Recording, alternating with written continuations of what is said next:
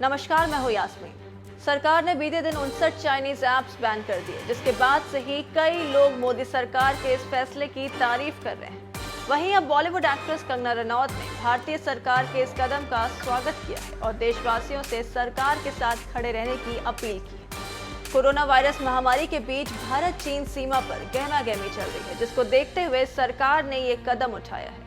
कंगना रनौत ने सरकार से इस कदम की तारीफ करते हुए कहा कि भारतीय सरकार ने चाइनीज ऐप्स को बैन कर दिया और पूरा देश खुशियां मना रहा है। हम सब जानते हैं कि चाइना एक कम्युनिस्ट देश है।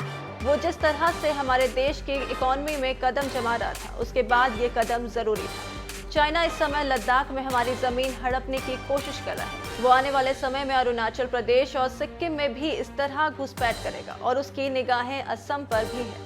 ये कभी ना खत्म होने वाली प्रक्रिया है। हम सभी इन लोगों का लालच देख रहे हैं और दुनिया भी इनके खिलाफ है। वहाँ पर जानवरों के साथ जैसा व्यवहार होता है, वो किसी से छुपा नहीं है। अगर आप वहाँ अपने भगवान को पूजते हैं तो आप पीटे जा सकते हैं। इन लोगों की इकोनॉमी पर वार करना जरूरी था।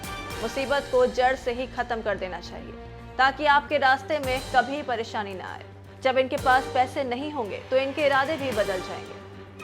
बता दें कि कुछ दिनों पहले भी कंगना ने सोशल मीडिया पर एक वीडियो पोस्ट कर लोगों से अपील की थी कि वो चाइनीज सामानों का बहिष्कार करें।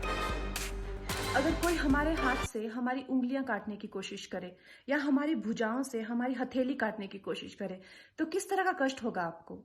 वही कष्ट पहुंचाया है चाइना ने हमें लद्दाख पर अपनी लालची नजरें गड़ा के, और वहां हमारी सीमा का एक एक इंच बचाते हुए हमारे 20 जवान शहीद हो गए हैं।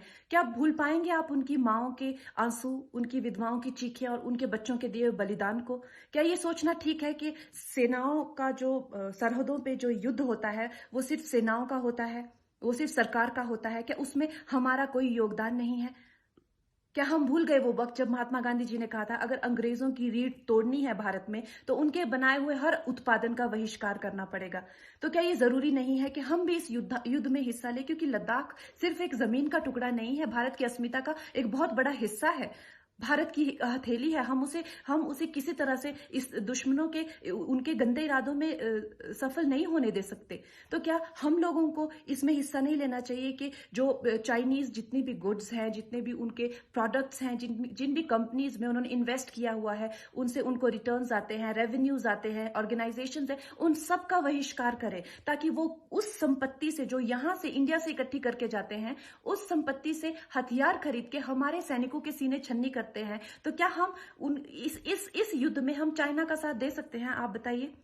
ये क्या हमारा कर्तव्य नहीं है कि हम अपनी सेनाओं का और अपने सरकार का साथ दें? तो हमें प्रतिज्ञा लेते हैं कि हम आत्मनिर्भर बनेंगे और चाइनीज गुड्स को बिल्कुल बॉयकॉट करेंगे और इस युद्ध में हिस्सा लेके भारत को जिताएंगे। वहीं अब कंगना ने चाइना पर सरकार की तरफ से की गई डिजिटल स्ट्राइक की सराहना की है। कंगना के अलावा भी कई स्टार्स 59 चाइनीज ऐप्स बैन किए जाने पर अपनी खुशी जाहिर कर चुके हैं।